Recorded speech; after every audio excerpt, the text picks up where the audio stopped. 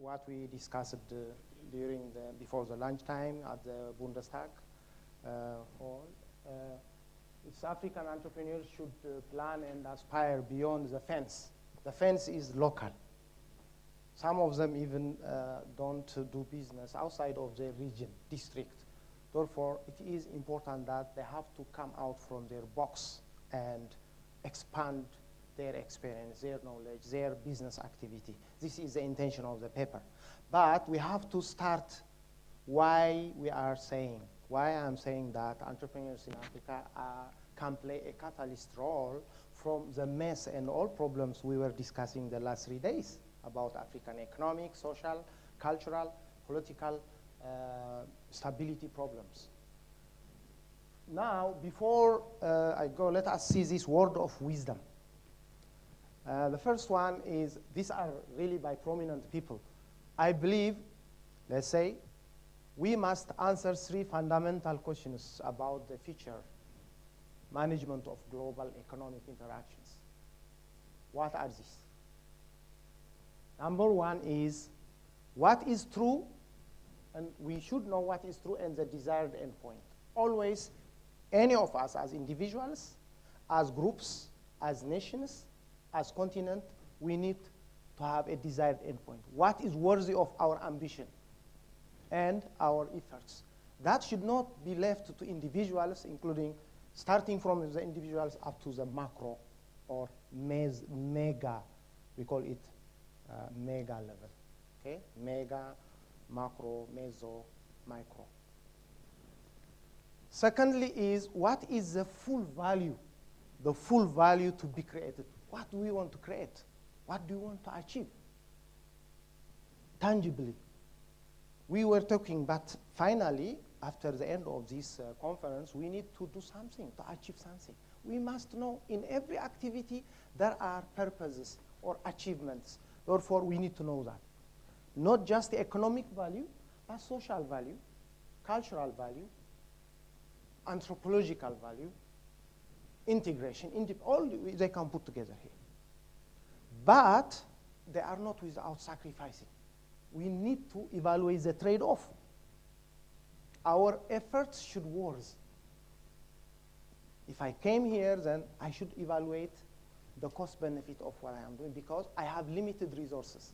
The same thing, nations, countries, nations, continents, groupings, regions, they should need to think about trade because we have a lot of alternatives, options, but our resources, time, money, everything, intellect, are limited. What do? We evaluate them and we select the best. That is the practical approach. We were discussing many, many problems, but let us give them priority, hit one after another. But we shall have to give priority to the pertinent ones or to the most important ones. Therefore, this is what we do. Thirdly, how do we make the solution sustainable? Okay, we selected an alternative, a plan of action or a strategy. How do we make it sustainable? In many African countries, they write a lot of very nice strategies, laws, regulations, etc., but they remain on paper. We need to always solution, we start it and it should be sustainable. Next generation or next, let's say, governance should continue it. We call it developmental state, continuation, okay? Then these are a word of wisdom.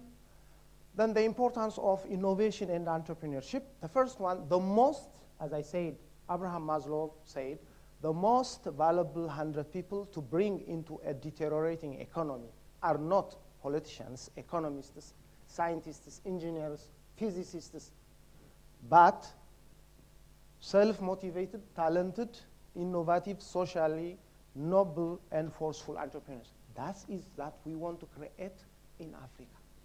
Young, energetic entrepreneurs. They are the ones play a big role because one entrepreneur, if we incubate one, innovate, look like the guy who died recently, Steve Jobs, Apple. Isn't it? He revolutionized the world, but he produced thousands of Steve Jobs. They are already, the company Apple is running, but he already gone. But he left a legacy, and the legacies continue. This is what we need. We can talk a lot about politics. We can talk about superstructure, policies, regulations. They are important. But most important is something that we need people be innovative. They create, creative destruction of the equilibrium. There is no static. It is dynamic. Therefore, they must not satisfy with what they have. Destroy this one, bring a new one. Destroy this one, bring a new. That's called creative destruction of the equilibrium. Therefore, we need this kind of young, energetic Africans to run the economy.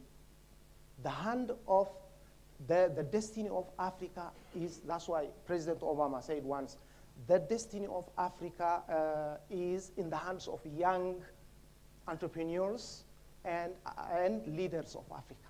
That's why he invited, I remember when I was in Washington, he invited several young entrepreneurs and next generation leaders from each country, almost around 60, invited them to White House. And he said clearly, the destiny of Africa is not to those already exhausted, it is to you. Therefore, that's why Abraham Maslow in 1968 said this. He was right. There are a lot of perceptual errors about entrepreneurship. Entrepreneurs, they are greedy, they make a lot of profit and so on. That's wrong. Look, Steve Jobs left billions of dollars. Okay, I will speak later. Bill Gates left a lot, and Bill Gates usually completely left his CEO position in Microsoft, and he's now running Melinda and Gates Foundation. That's really doing a lot of job. And Warren Buffett, also another very successful American entrepreneur, gave $30 billion, more than half of his lifelong fortune, to Melinda and Gates Foundation. Because he said that, I heard him in an interview, he said that this is the foundation that can make changes. He was right. A lot of projects are going on in Africa by Gates and Melinda Foundation, by others, including Apple Foundation and many, many, many other foundations, but specifically for Gates and Melinda Foundation. That's why they are entrepreneurs. They did not eat, by the way. Some of them even don't eat full time, 3 times a day like us, because they don't have time. The money belongs to us. Therefore, this is what we need to create, this kind of image in Africa. Otherwise, Africa itself is resourceful. There is nothing. Name it. Name any mineral. Find it in South Africa or in Zimbabwe. 27 countries already proven, they have proven oil reserves. 27 out of 54 countries. Maybe South Sudan is the 55th country. That's correct. That's fact. It's not an emotional fact already. And name any mineral resources, you find it. Even at this time, Sahara Desert can be cultivated. There are a lot of technological innovations that, for example, there are a lot of plants, special plants with rich protein, can be cultivated in desert. For example, one in Eritrea, in the Red Sea zone, another in Mexico, already proven by University of Arizona agricultural and animal science professors, retired professors. They started it now very nice with brine water, with salt water. Endless. Now the resource salt water is endless. It can water even completely the Sahara Desert. Look, the Israelis, the same thing. They are cultivating really orange and others in their Negev desert with budget water. 1 glass for 1 plant a day. Therefore, there are immense resources in Africa. Okay, why considering the dynamics of entrepreneurship in the global business environment? Now, look, the first one is this benefit. You know this guy. Entrepreneurship is not simply about how one creates a business or the working of the economy. Rather, it is far more about how we organize today's society. We need to follow. This is what we need to do. if there was no a person who started a small innovatory work in garage with 24,000, we will not see Microsoft now. Everybody has Microsoft installed as a software. And the same thing also for Apple, the same thing for HP, the same thing for prominent companies like Research in Motion, for it, BlueBerry, and iPad, etc. Another one is also Michael Porter. How many of you know Michael Porter? Nobody know Michael Porter. Okay, Michael Porter is a very prominent strategic academic, and he published 3 seminal books. They are now in their 16th edition. And he sold 150 million copies. Why? They were published in 1980. Number 1 was about competitive strategy. Number 2 was about competitive advantage of nations. How nations see their weakness, their strengths, their threat, and their opportunity, and how they utilize them. How they marginalize their weakness, how they strengthen or enhance their strengths, their unique opportunity, and so on. He wrote that. And then many managers and many CEOs and many companies used his strategy. That's why he was known. And he said it, look, viewing economic and social issues as a separate agenda was wrong and counterproductive. Companies are very dependent on many things in their immediate environment in order to operate effectively. That's what we need in Africa. The entrepreneurs should be savvy, they should be well-oriented, they should be qualified, and they should be also enthusiastic in linking their own immediate profit-making with the social and economic value to the society. Because the cumulative, or the sum of all entrepreneurs usually builds the economy, the national economy. Furthermore, promoting active participation in the productive socio-economic and innovatory activities are at the bottom of the pyramid. What is the bottom of the pyramid? You have an idea, I'm sure. Yeah. What's the bottom of pyramid? Life. Very good, okay. Is there any idea? No, I said slave. If you're talking about pyramid. Yeah. And the system. Okay. Technically the clave, okay, you are right. But let us put it demographic issue. We call it demographic or economic and demographic pyramid. Then there are the third country there. Absolutely. Okay, good. Now, he's also James Austin. In fact, I know James Austin. I know him very well. I have personal contact with him. He said, furthermore, promoting active participation in productive socio-economic and innovatory activities at the bottom of the pyramid. I will show you. I will let you know what bottom means. And can create millions of new entrepreneurs, producers, and sustainable consumers at the grassroots level. If we promote the grassroots millions, then that's what Africa shining. It's not that like what the the lady, the member of parliament, she was telling us about conflict, it's not the way. Let the 8,000 invest it down. They are good. The Germans are good in Fachausbildung or vocational training. The Germans are good in many organizational aspects and governance. Okay? The Germans are very good in technical things. Let them transfer it. Let them establish schools. In 8 billion, how many schools will be established in Africa? How many grassroots? Let them train grassroots. There are a lot of millions of African women heading families. They are working day and night, 24 hours to feed their children.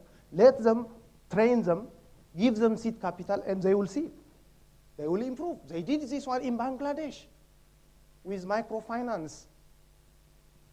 7 million just pulled out of poverty in Bangladesh because of the microfinance started by Dr. Muhammad Yunus, Grameen Bank. I'm sure that some of you are very well with this one. Let's do that. That is what we need in Africa. Uplifting, promoting the grassroots. Okay? Now, I will come to the bottom of the pyramid. This is the bottom of the pyramid.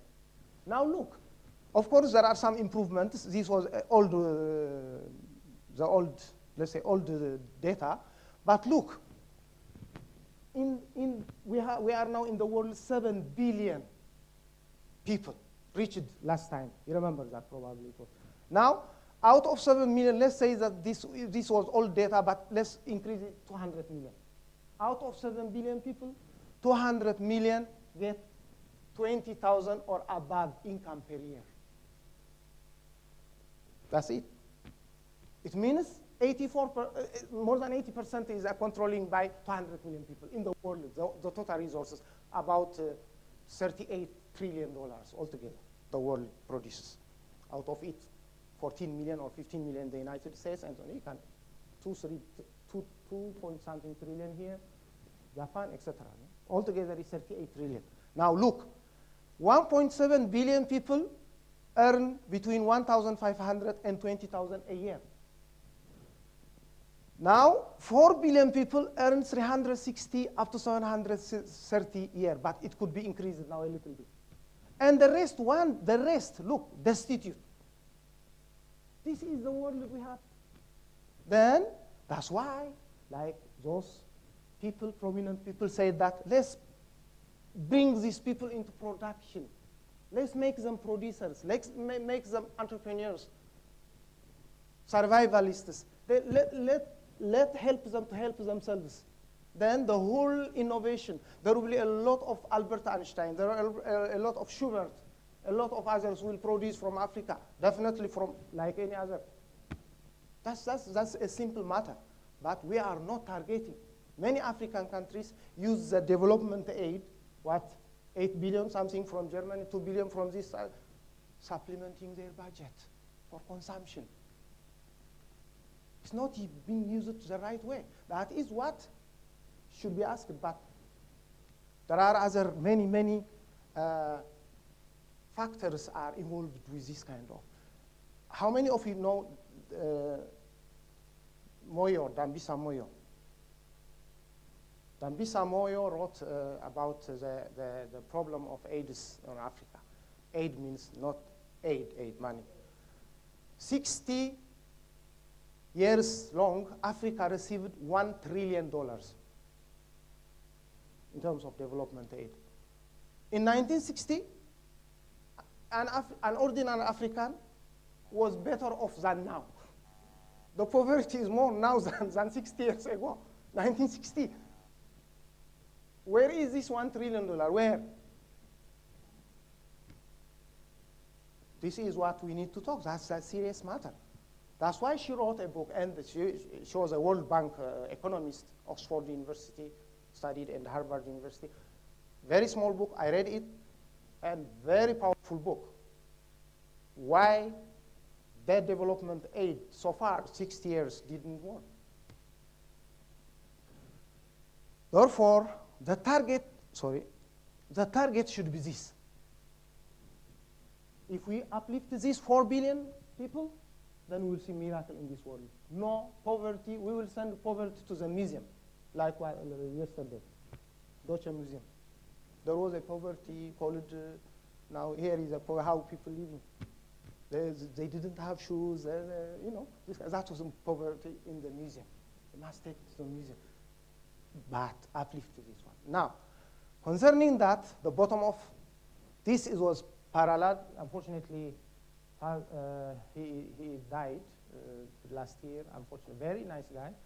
And he said this, look, entrepreneurs have a pivotal role, important role, to play in creating fortune at the bottom of the pyramid and creating a more sustained and better world. The genuine entrepreneurial initiatives and innovative activities are helpful solutions to enhance the eradication of global poverty as a strategic investment. Therefore, we are not simply saying that action plans, bold actions, channeling appropriate resource for appropriate destinations should be done. For this, ability, willingness, bold action, accepting risk is necessary. Without that, we cannot. do that. There is no favoritism in eradicating poverty. Okay? Another one, Philip Kotler, I'm sure that you know, Philip Kotler is also a marketing professor, purely business, but well-known professor, said this. The poor represents not only a disgraceful human condition that we don't want to see, okay? But also a huge potential sustainable market if marketers can find ways to serve their needs and help them in their self-help endeavors. These are not development economics. These are business. This one is in university, Northwestern University, marketing professor. This one is in University of Michigan. He was as strategy professor. All of them, but they realize it, that we cannot simply at the top and managing that we can, if we forget them, then problems will come.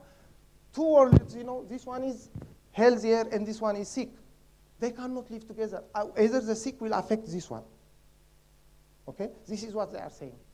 If we forget the majority, we will never live in a peaceful and prosperous world. Full stop. Therefore, they are not entrepreneurship and innovative activities in business and micro. All these in economic activities are not for profit making. It is they are the guarantors of sustainable development in all countries, including, of course, Africa. That's why African entrepreneurs have a big role and mandatory responsibility to behave better than, like now, just acting to get to be overnight rich.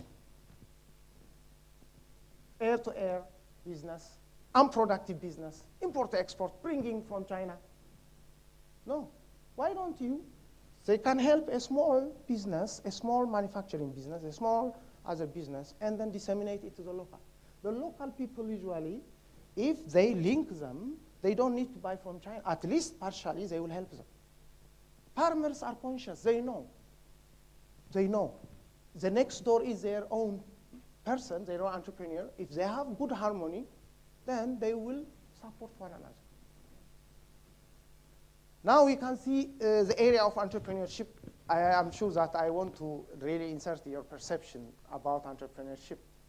It is really a very dynamic field that everybody is all of you involved in development economics or diplomacy or any sustainable development. Look, here, commercial entrepreneurship, dealing with entrepreneurs as we see them here, and intrapreneurs. Intrapreneurs means innovators acting like entrepreneurs within organizations. For example, if the CEO gives opportunities, then there are very innovative people. For example, many of the graduates are engaged or employed in organizations. Now, it is the responsibility of the organization to give them freedom so that they can produce their own. Instead of the boss said it, I will not touch it. No, do it yourself. Decide if it is good. If you give this kind of freedom, then many young professionals will be more innovative, and that will give strategic advantage and sustainable growth to the company. These kind of people are called intrapreneurs. Then we go to the social aspect of entrepreneurs. What is the for social good? You have to be innovative. For example, this ICD, for example, is one of those brainchild of 1% or 2%, I don't know. But still managed to gather us, and we are talking now. We don't know what it is. But that is what social entrepreneurship is. Do the better way, but your objective should be for social good. That is called social entrepreneurs. And then there are also social entrepreneurs, individually act, and there are also within agencies, organizations, etc. Therefore, this is the whole entrepreneurial Relianomics. Relianomics is my own word. I coined it. Relianomics means depend on yourself, but accept side helps without losing your own dynamic strategy, developmental strategy. It is called Relianomics. I can tell you another time I presented Relianomics in a paper. Therefore, it is called reliable in your economic and social aspect. Relianomics, okay? That's a new word, visually. Then you can see here stakeholders' joint action at both macro and micro levels. TOW means threat, opportunity, weakness, and strength. Threat, opportunity, weakness, and first of all, you need to know your threat. Who is threatening you? How? Who is taking the control of you or affecting you? Secondly, you should know opportunity. What opportunities do you have in the future to do? And then, weakness. Know your weakness. If you know your weakness and admit it, there will be ample opportunity to improve. Because if you don't accept your weakness, then you will never improve yourself. Why? Improvement is a continuous process. It's all of us. Today we learn it, tomorrow we learn it from our mistakes, and we learn somebody else. I learn from you, you learn from me. We learn one another. Therefore, that is always, therefore, that should be maximax means maximize the strengths and opportunity, maximize the minimum, the negative impact of threats and strengths, etc. Therefore, this is a sort of technical matter, let us leave it, okay? But my message here is look how this area, if it is disseminated and applied at grassroots level, how it can make miracles. This is what we need in Africa, African entrepreneurs. We need those who do and produce value, not talking and getting money or spending and consuming for nothing. This is what, for example, countries like, let's say in Ethiopia, I know in Ethiopia, one of major exports in Ethiopia is coffee. Coffee. The country exports right now 1 million tons. But remember, traditional, how is coffee beans harvested? They are harvested one by one. You can imagine 1 million, how many hands movement? That is now, when you export that, probably equivalent to 1,000 cars or Mercedes. That's enough.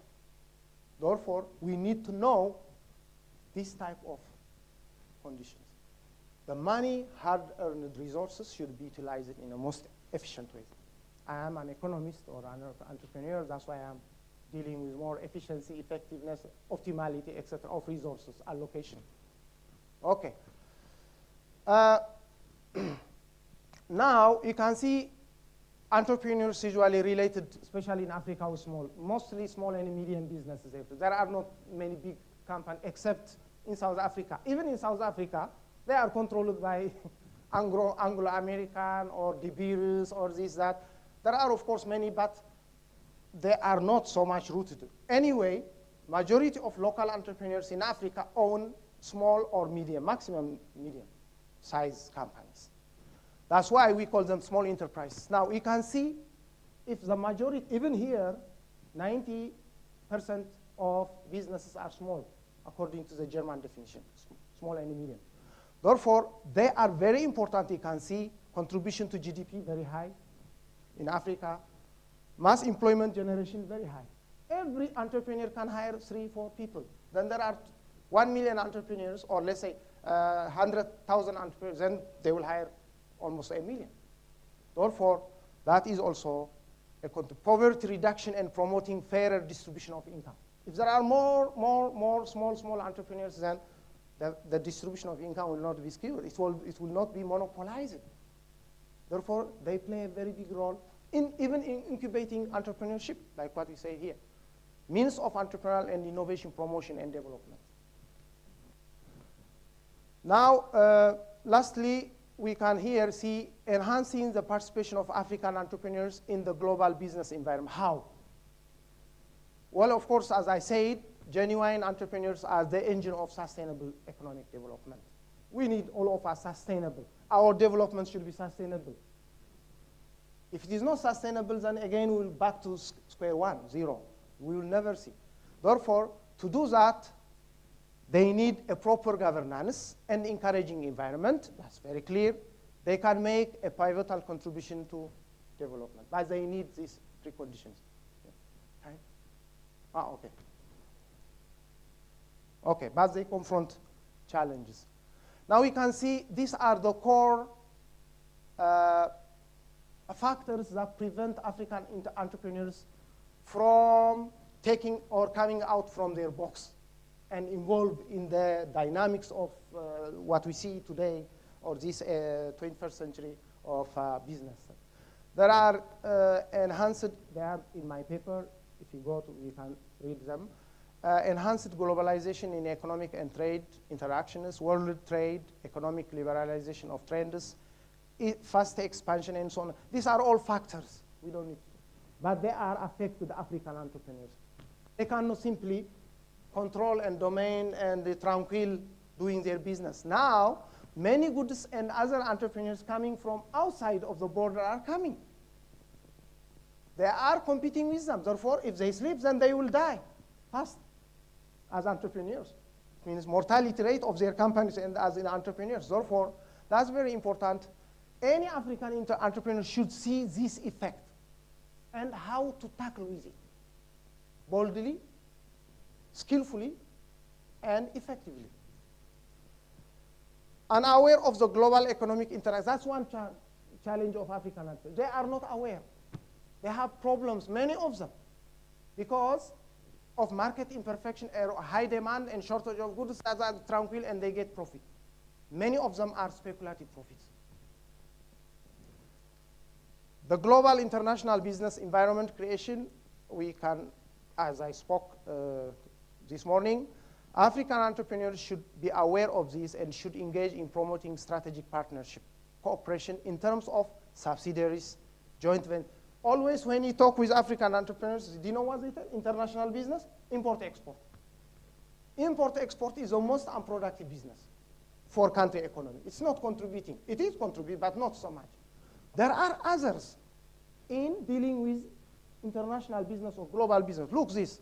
For example, one entrepreneur in Germany can have a strategic partnership with entrepreneur in Zimbabwe or in Kenya or in Egypt, etc. And another one is cooperation in terms of subsidiaries. You can open subsidiaries and joint ventures. Me and you can contribute. You are a German, I am, let's say, South Africa. We can do that. But we should communicate first. They should know and I should know. That's what African entrepreneurs, they should go to the mountain. Nobody will take them with a crane. They must go to the mountain themselves. And import-export is one, outsourcing, etc. There are a lot of, even in Nigeria, for example, a lot of American software engineers are outsourcing to Nigerian engineers. They get, and they send it to Nigeria, and a Nigerian engineer develops the software and then send it back to America. And they establish this kind of link. That's good. Although there are a lot of other problems with it. But assume that it is starting then, the Nigerian developer will be conscious and start the business. The reverse, which is called insourcing, will come. And the need for African entrepreneurs to act local and think global. Act local and think. If they think global, then whatever they act will be linked effectively to the global issue. Okay, I will finish. Different levels of involvement in global. It's not, when we say global involvement, there are different levels. Level 1, level 2, level 3, level 4. Level 1 is, for example, just trying to find individual companies. Level 2 is you establish a small branch. Level 3, you establish equivalent. Like, for example, Volkswagen. Volkswagen has a factory in South Africa and a factory in Wolfsburg, here, Germany. That is the third level. The fourth level is truly international. Therefore, the African entrepreneurs can start at the first level, but one level will promote them to another level. Okay? There are a lot of influencing factors here, internally and externally, that may affect entrepreneurs. Therefore, just you can read them first. They are well known to all of us that we already raised them this way or that way.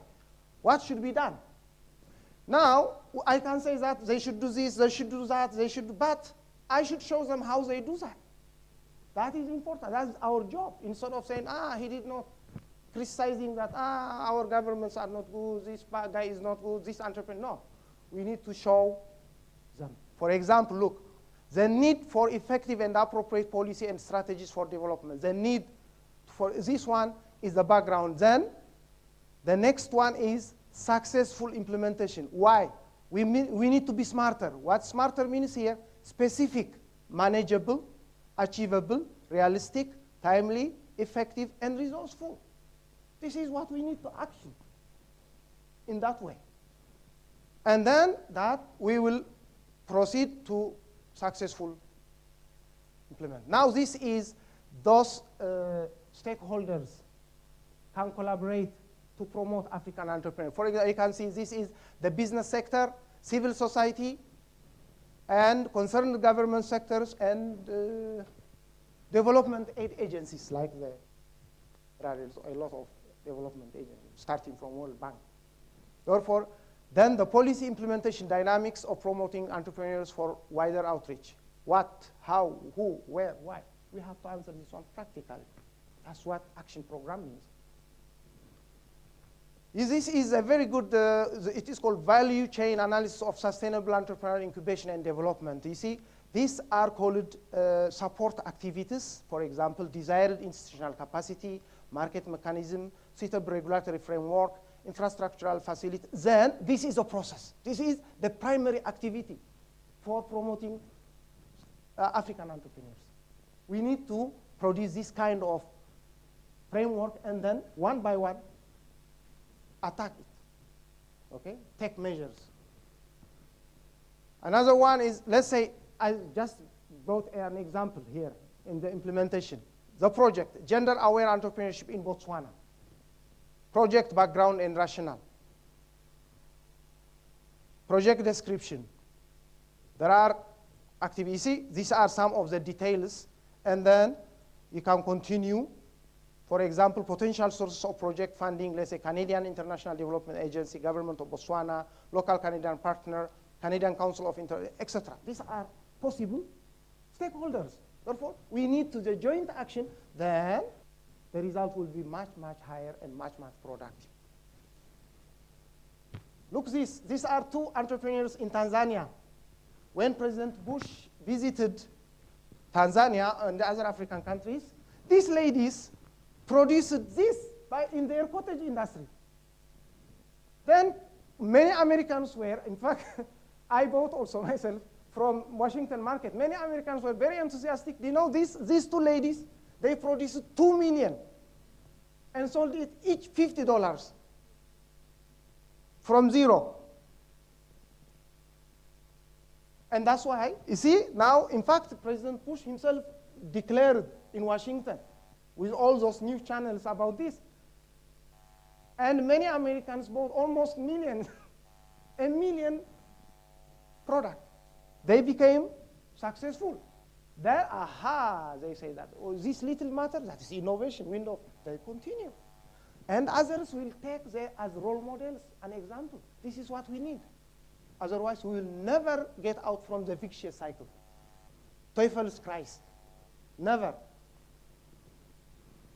And here is a very happy Bush was very happy because it was a miracle. Now, what do you see here? What do you see here? Tell me. It is iceberg, yes. Very small iceberg. You see that. But what you don't see inside, we need to take that one out. We need to know. That superficial, okay, very small one. What is this? Habits, attitude, traditions, feelings, fears, resilience, innovation, risk, value, belief, socio-economic potential, entrepreneurial ingenuity, etc. contribute to the economic growth. We need to dig deeper and see those buried. Thank you very much.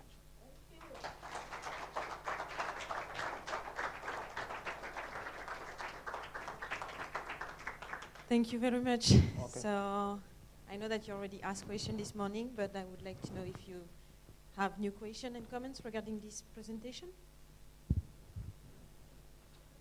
You know, in order not to forget, I will try briefly answer each question because I don't have, yeah.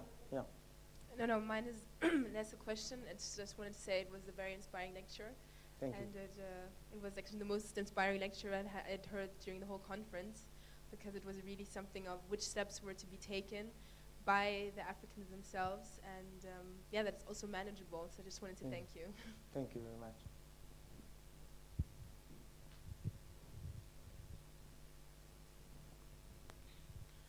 Mine is more of a challenge to, in your own perspective, what might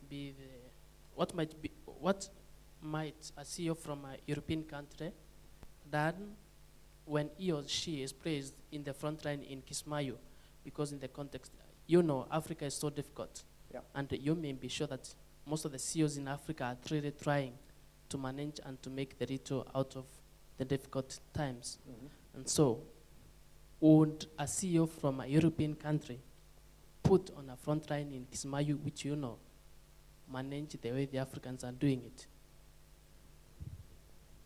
It is self-explanatory. We need to do our homework.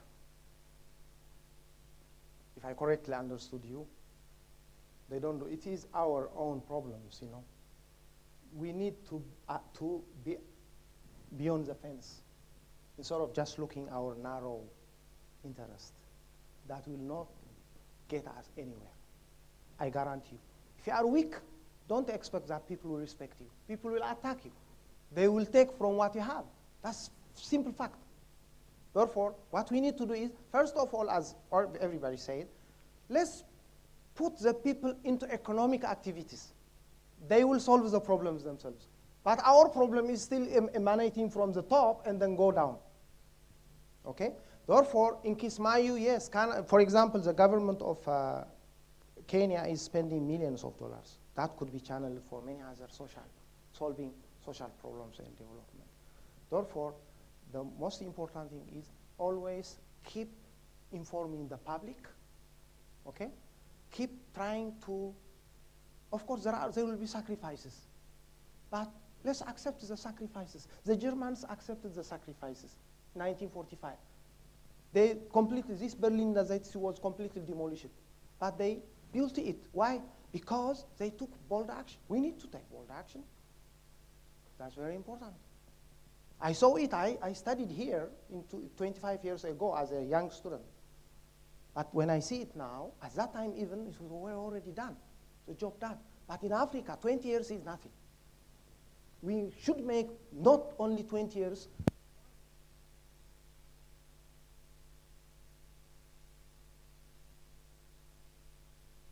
Any more questions?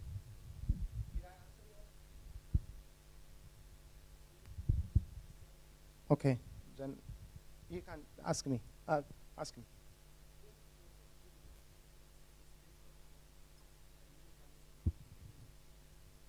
Yeah.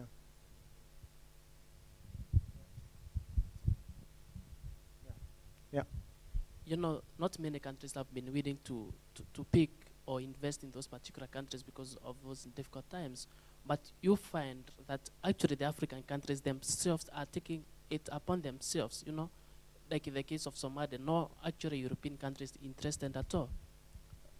One of the reasons, maybe there are no resources in Somalia to actually to be tapped out, and to see is now upon the East African countries putting their soldiers on line, putting their investments that we should actually be investing in infrastructure, but now you find you are spending it on military. It's African companies that are going to invest in telecom or technology-wise in Kismayo. No, but when the economy actually will stabilize, you'll find that we will not have a chance as Africans to invest in those particular companies. You'll be overtaken. And so it's a bigger challenge. And it's a challenge for the developed countries to intervene now, try to invest when there is no infrastructure, not wait for the African countries to put up the infrastructure, then come and overtake them without really paying for the cost and the pain and the sweat that we are giving out. Yeah, but that is the logic of business. We call it economic rationality. You can't prevent that one. You can't. What you can prevent is, according to Michael Porter, strengthen yourself. Be competitive. How? Several action plans. It's not only money. A lot of self-reliance, for example. How you build your young people? Do you build them? Why don't you, for example, take 2 years national service and send them to the rural areas? They will learn a lot from the farmers the wisdom. Therefore, what I would like to say here is, it is economic rationality, it is optimality. There is no, you can't prevent them, survival of the fittest. If you are not fit, then you will be marginalized. Therefore, we need to take, like what I said, bold action. First of all, stability, economic collaboration at regional level. Okay? Stop bickering Kenya and Ethiopia, Kenya and Eritrea, Kenya and Somalia, Kenya and South Sudan, okay? Kenya and Congo, or Kenya and Uganda. Why?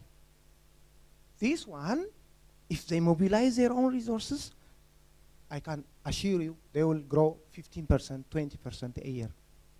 This is what we need. Otherwise, it is economic logic, economic rationality that nobody would like to pay sacrifices to go to the heaven. No. Still we are on earth.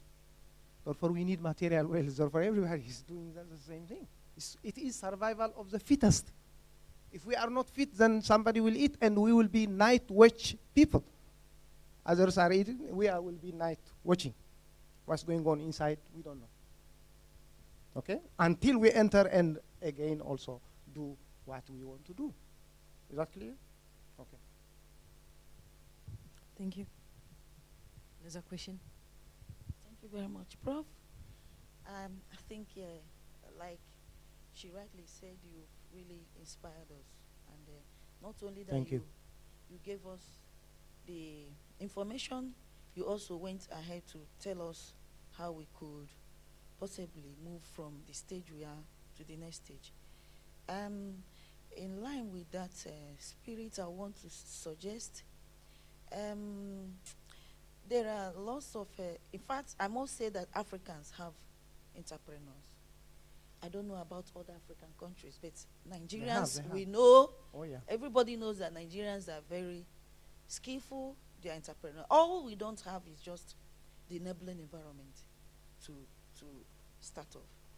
If we have the support and we have the information and we are actually giving those vocational training, we can transform the world. I strongly believe that it is possible.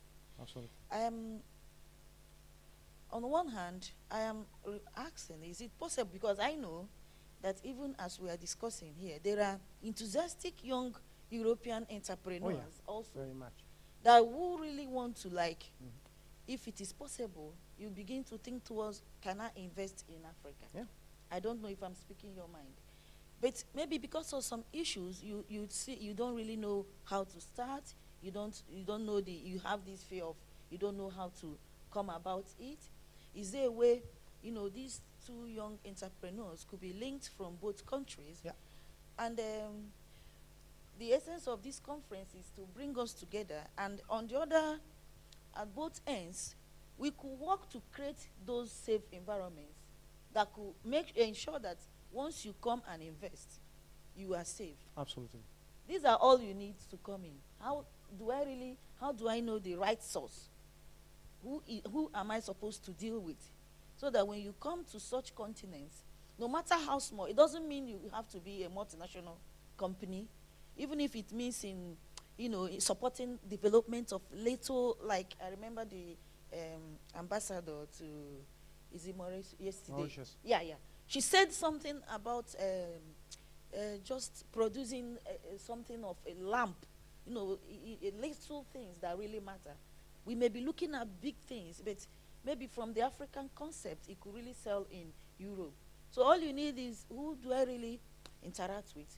How do I come in and I know that when I do business in this part of the continent, I'll be safe?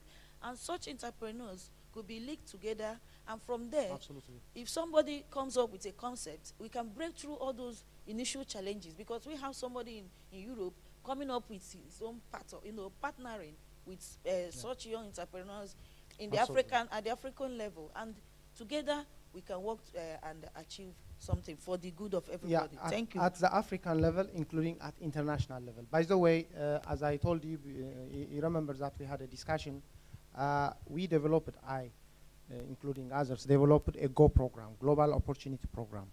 Young Americans at undergraduate level, it is a mandatory, it's a must for them to go to other countries introduce themselves, learn from their cultures, economic factors, and a lot of good programs, so that when after 2 weeks, let's say short term or long term, 2 months, 3 months, they can. It is a must for any student in our university and many others. Almost, it is now mandatory in US. Therefore, this is, you see how clever. Then we conducted performance evaluation. Asked them, oh my goodness, their perception before and after the visitation completely changed.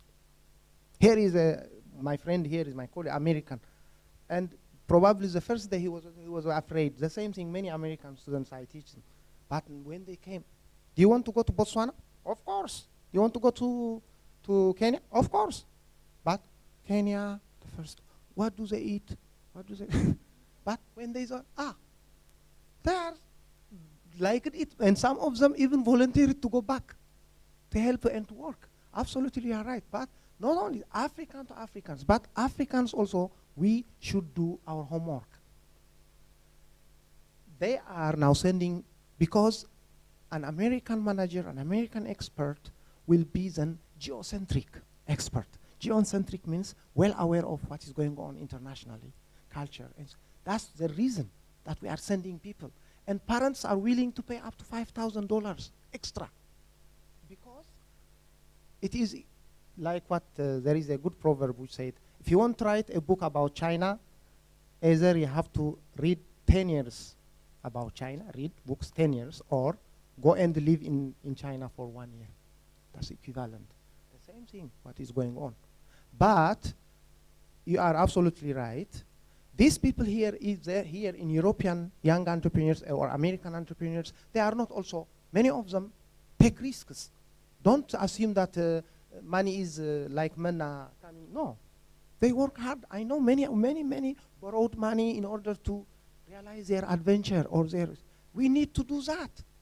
How many of our young Africans are dealing right from the beginning at high school level? I know many Americans own business at high school students. I developed a course in entrepreneurship called Structuring New Venture and Financing.